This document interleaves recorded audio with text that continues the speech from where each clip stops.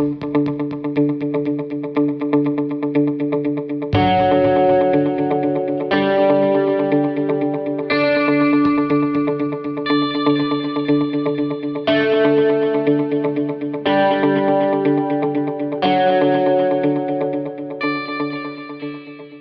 welcome to the Push-Pull Sales and Marketing Podcast. I'm Marcello.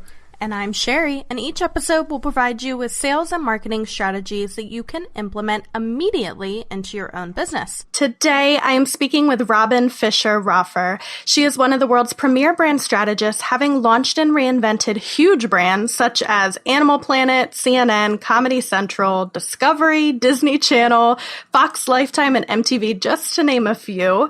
Robin is releasing the second edition of her book, Your No Fear Career, on September 7th. Throughout this book, Robin shares practical tools to help you clarify your true purpose and empower you to set goals that will transform your career and your life. Thank you so much for coming on the podcast today, Robin. You're welcome. Thank you so much for having me. I'm excited. I've read the book and I have a ton of questions for you and a ton of things that I want to talk about. But before we dive into all of that, can you give us a little bit more information about what you're doing right now and how you've gotten to this point? Oh, what am I doing right now? Well, it is the beginning of upfront season. So upfront season for television clients is all about advertising agencies buying media from them upfront of the fall season. So we're building all the stories that Fox and FX and National Geographic and Fox Sports and Food Network and Cooking Channel and HGTV and the list goes on and on. I'm sure. Of all the companies we're working for to tell their story, to articulate the vision that they have, the content that they're going to have, and all the ways they're going to tie advertisers to that content and bring their fans to these brands that are out there in the advertising world. So it's very exciting. It never is dull. I've had my company now 25 years as of last week. Congratulations. That's a big milestone. It's huge. And I've been on the forefront of the media revolution since then. You know, back then it was, one network, trying to just be all about animals, like Animal Planet. Right. It's so easy, and now it's like all these platforms they're on, and the storytelling's fun. The other thing that I'm doing, obviously, is I'm out speaking and promoting this book, Your No Fear Career, and helping executives and business owners to be fearless in the way that they approach business in these uncertain times. And then I'm writing a new book about love and how to be fearless in love, which I'm learning how to do. Oh, interesting. Yeah, so it's a journey for you as well, I'm sure. Yeah, it is. And a very personal one at that. That takes fearlessness in and of itself, I think, to be able to share your own experiences in that.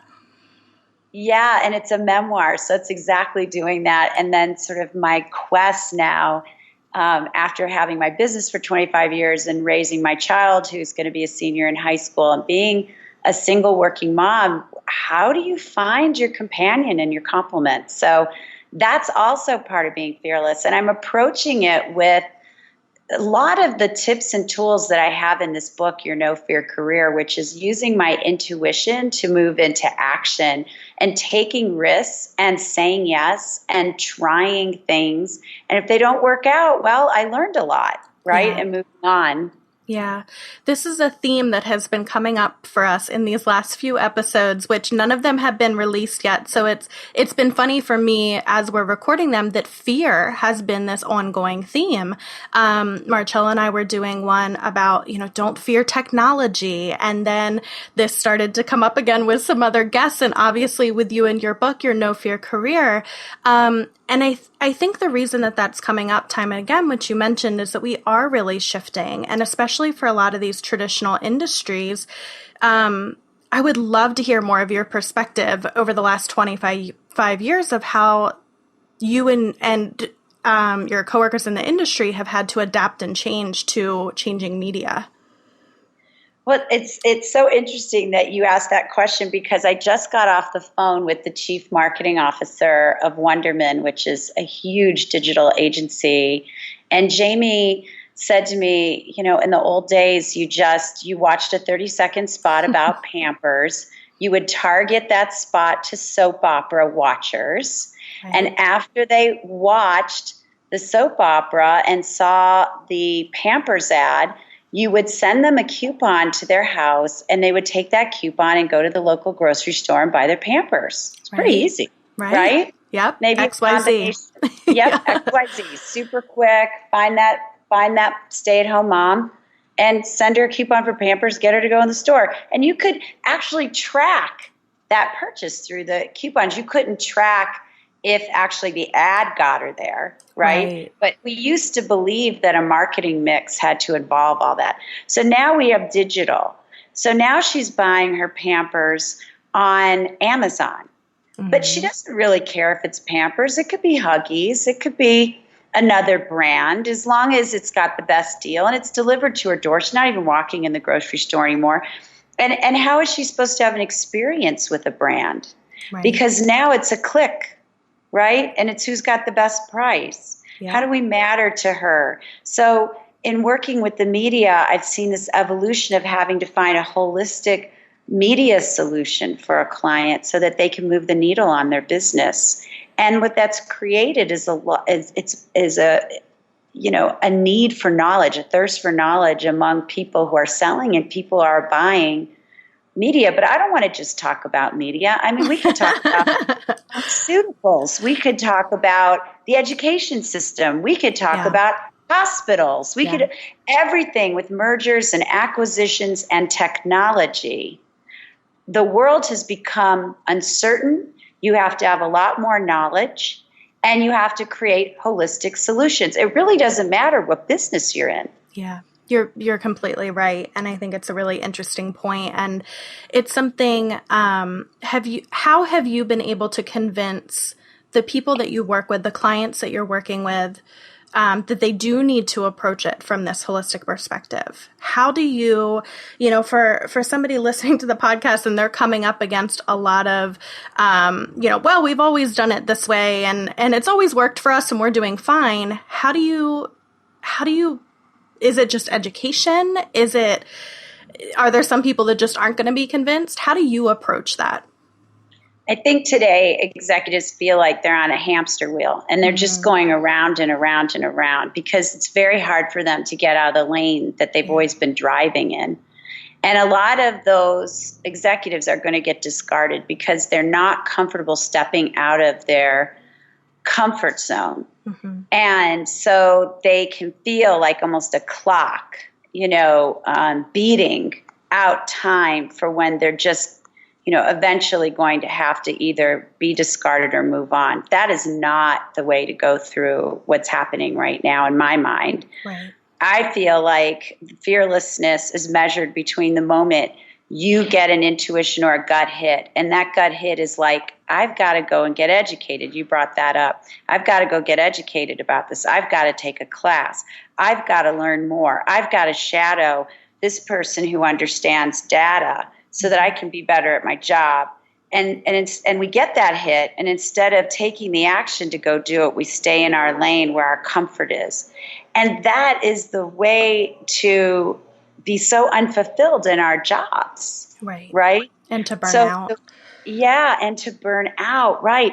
So it's in learning the new things and taking the micro risk, which is maybe taking a class and having to, fill our plate a little bit higher is really going to bring us a lot more success going forward. So I think, what I'm seeing is executives that are willing to embrace change, who are willing to fearlessly move forward in the face of uncertainty, and those that aren't. And the book that I've written is for the ones that are willing, the ones that are open, the ones that want to have an incredibly purpose-driven career that brings them so much passion and joy every day. Yeah. I want to point out one of the things you said. I love that phrase, take that micro risk, because I think a lot of times we look at this and we think we're going to have to change everything and we got to throw it all out and start over. And it doesn't have to be that way. So take the next right step, move the needle forward, educate yourself a little bit, and then things will become more clear from there.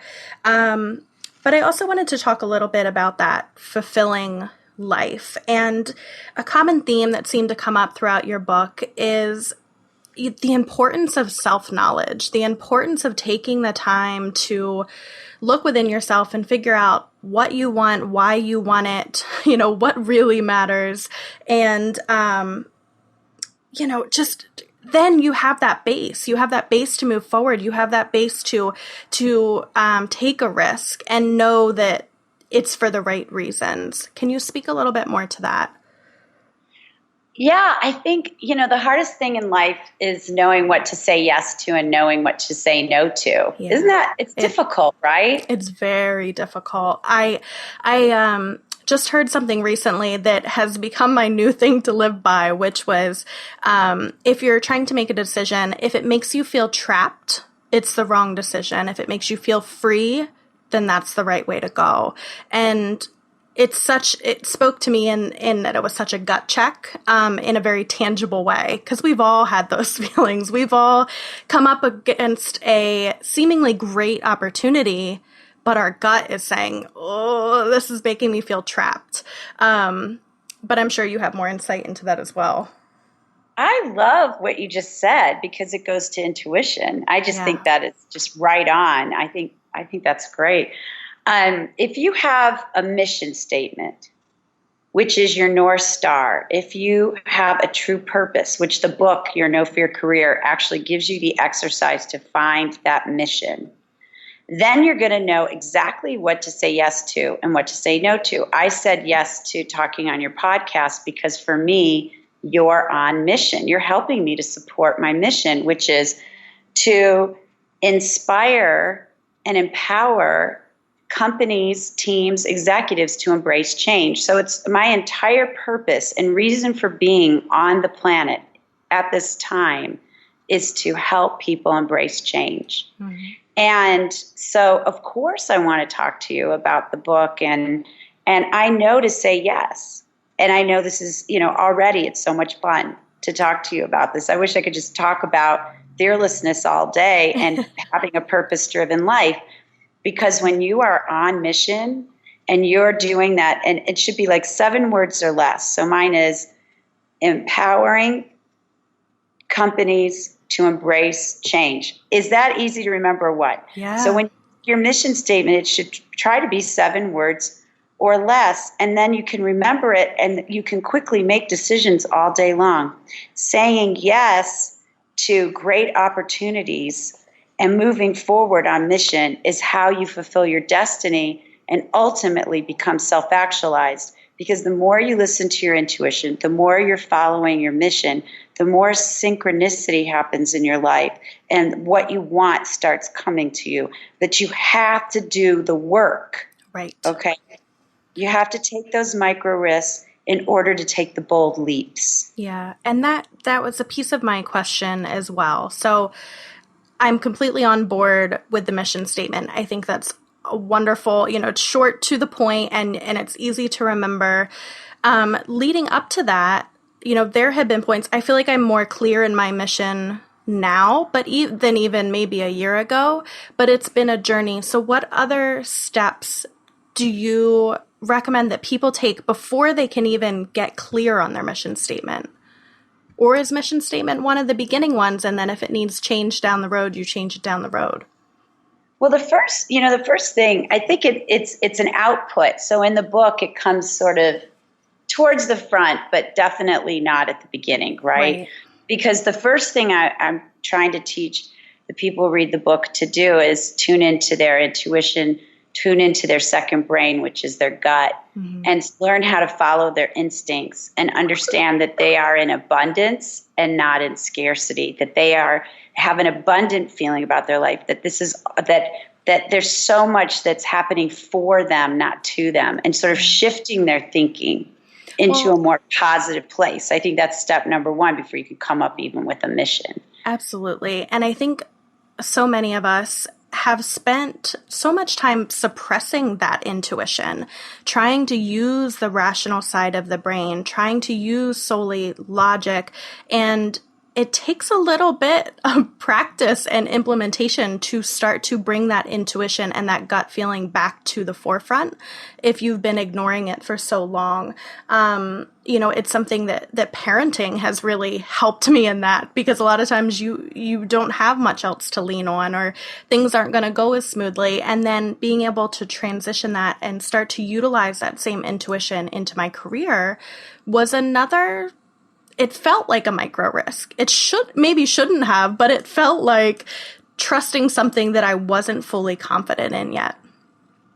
Exactly. I think parenting is a great example of how we have to be fearless and in the moment. And for the women that are listening, I mean, this is our superpower, right? That we have this intuition, yet we go into fear and doubt all the time, because the voice is in our head. And there's a whole chapter on how to quiet your inner judge in the book, which is like towards the end. So I start out with, here's the intuition, because once you do all there, by the way, the book is a micro risk in itself, because it's filled with exercises that are going to bring to life like your true purpose. But before that, you asked what comes before that is envisioning your future. What do you really want in the next 6 months?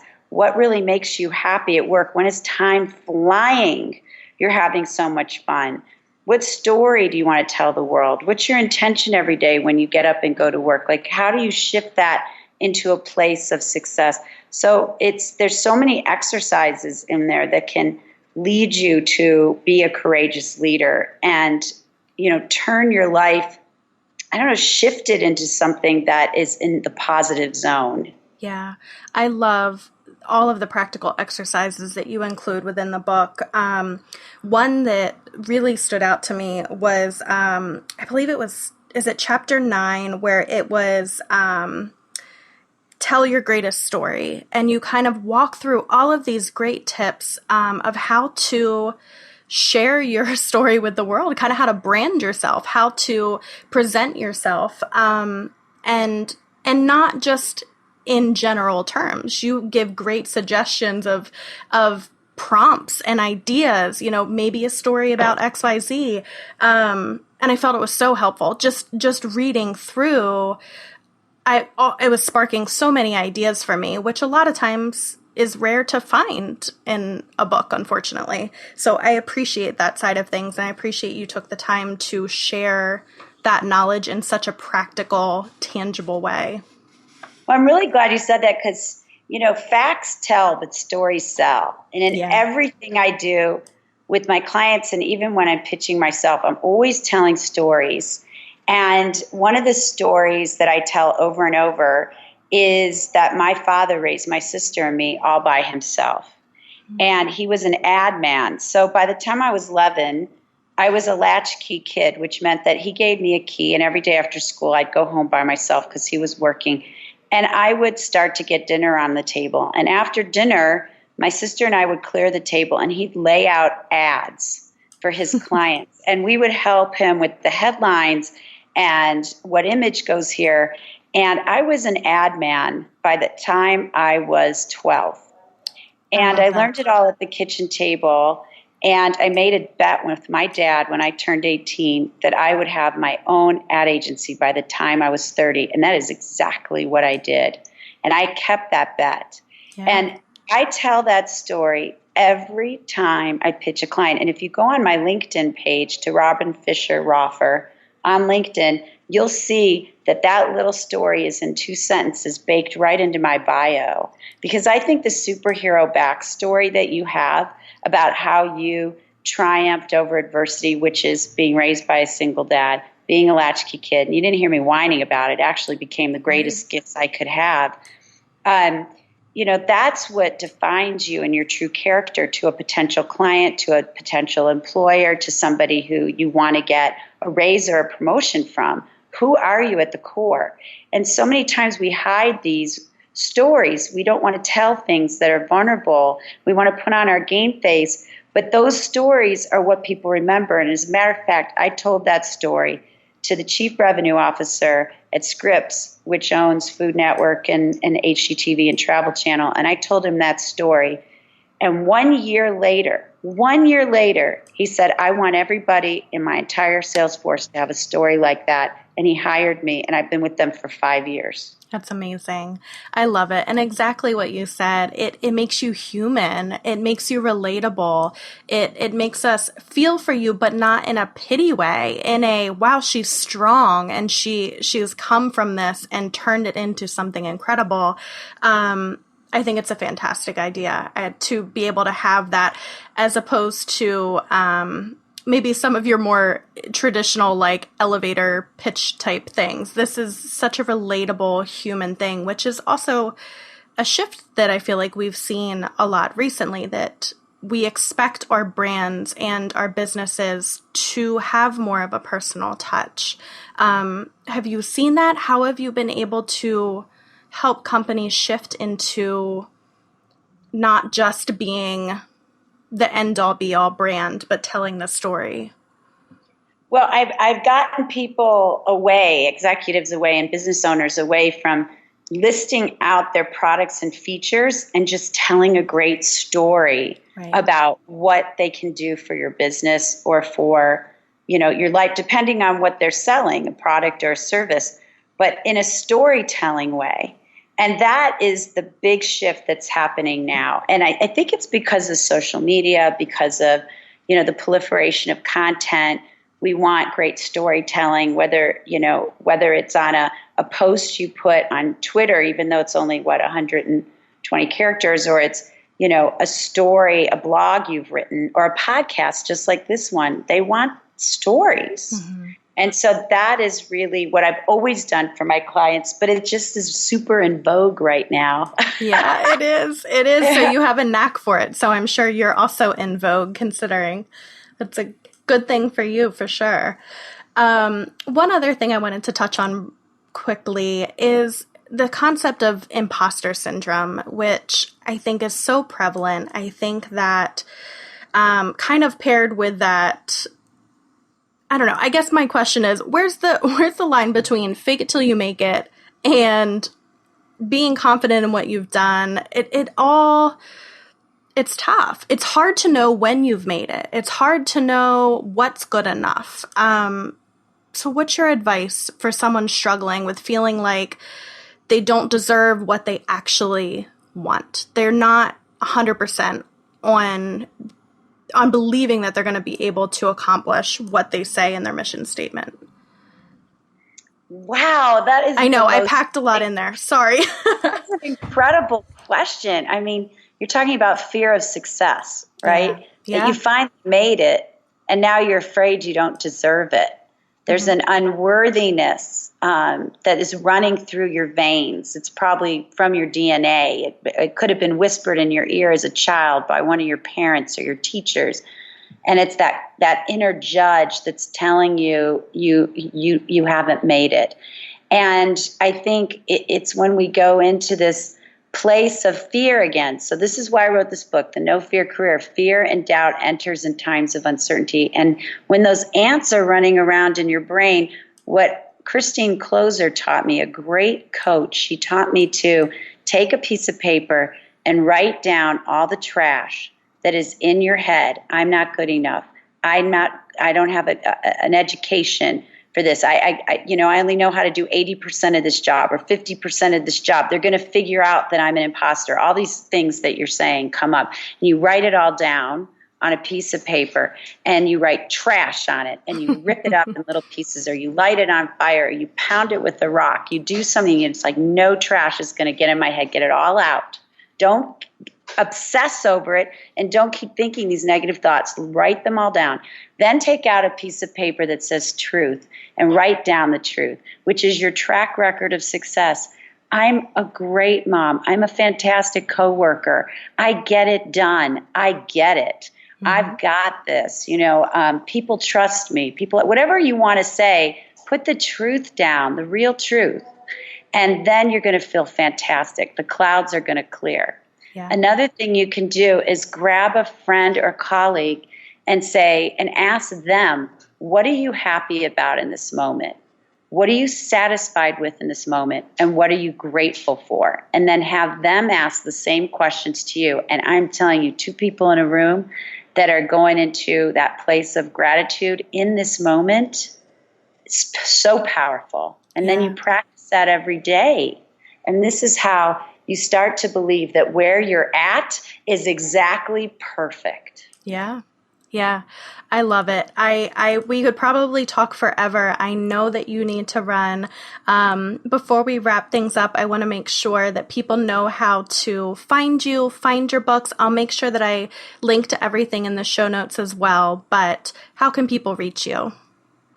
Well, I love LinkedIn because they're going to get to go see that profile that I wrote, and hopefully they'll become fearless in writing something about themselves that humanizes themselves and makes them memorable just by reading about them. So LinkedIn, I'll be your friend.